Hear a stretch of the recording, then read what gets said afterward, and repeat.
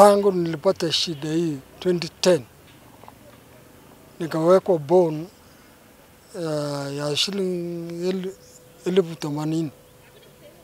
Nikaenda nyumbani nikapambana na hiyo kesi.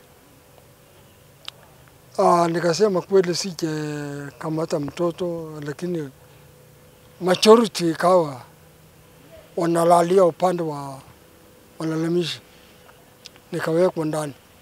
Nikaambia baba, kama unanijua kweli ya kwamba sije tenda, unilinde. Ingawa hata watoto wanapita changamoto nikiwa shida hii. Mtanisaidia tu. Baba, unisaidia. Na Mungu kweli alisimamisha nyumbani.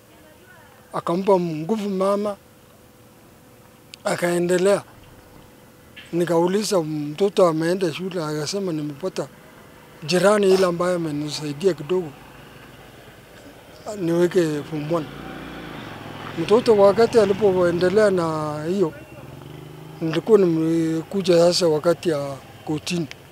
Mama akakuja, hata yeye alilia hapo kotini. Mimi nikaanza kulia hata kotini. Nikaanza kusema kweli shida gani hii sasa?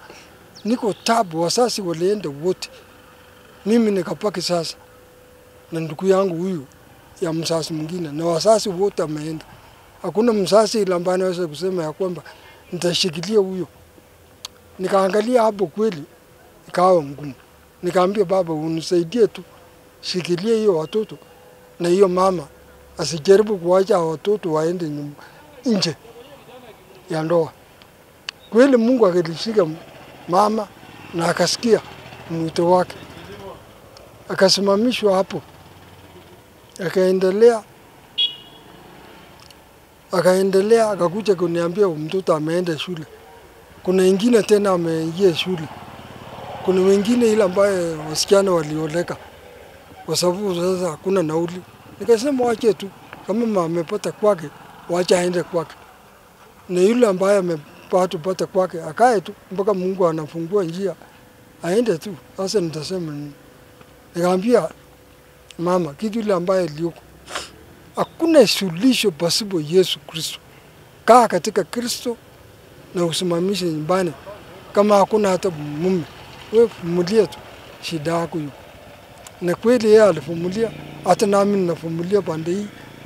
Mpaka nikasema andika tu pa masi. Niliandika nikiwa Kisumu, nikaandika ikaenda Nairobi, nikaandika nikiwa Naivasha, ikaenda Nairobi. Wakati nilikuwa Kamiti, nikaandika ikaenda. Hiyo yote wengine nafunguliwa na mimi napaki. Nafunguliwa mimi napaki. Nafunguliwa na mimi napaki. Nikasema Mungu unanijua siku yangu ile ambayo nitatoka. Na kweli siku ya leo Mungu amenionekania nimetoka. Naambia Rais asante sana kwa kazi ile ambayo unafanya siku ya leo. Nashukuru. Na hiyo tu, na Mungu ambariki wa ndugu zangu. Sina mengi. Ingawa wakati nilikuja chele nilikuwa na macho yangu yote. Nilipotesha macho nikiwa welding. Hasa nikawa bahati mbaya nikapotesha macho. Na hiyo tu. Gerezani ni changamoto wa ndugu zangu.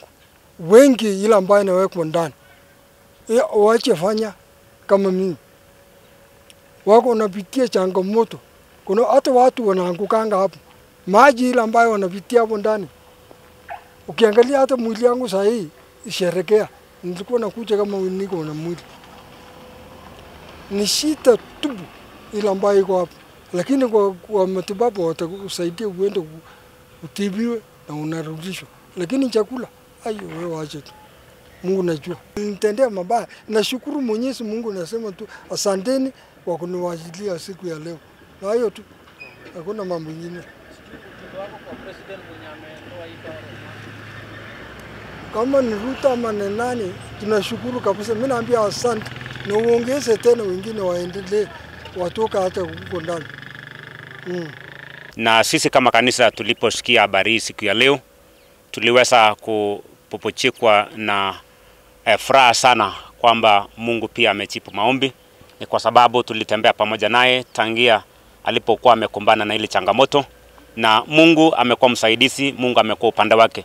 Pia siku ya leo sisi kama kanisa tunashukuru, tunasema asante kwa rais, tunasema asante kwa wote ambao waliweza kusimama pamoja nasi mpaka siku ya leo ndugu wetu ameweza kufunguliwa. Maandiko inasema kwamba katika kitabu cha Zaburi 124 kwamba kama si Mungu aliyekuwa pamoja nasi, na Israeli na iseme sasa kama si Bwana pamoja nasi. So sisi tunasema kwamba kama si Mungu pia kukusa serikali na kukusa rais ili kwamba ndugu wetu apata kufunguliwa, tunashukuru sana na tunasema asante, na Mungu amana wabariki.